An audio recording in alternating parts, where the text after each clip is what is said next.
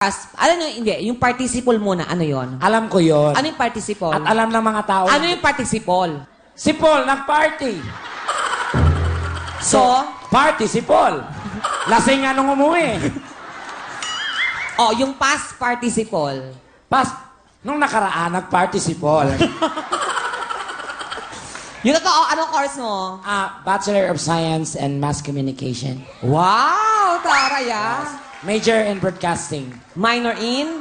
Vulcanizing. Walang vulcanizing pag pag ikaw pag-aaralin ka sa ibang bansa, saan mo gusto mag-aral? Sa London. Wow. Actually, nag-aral ako sa London ng HRM.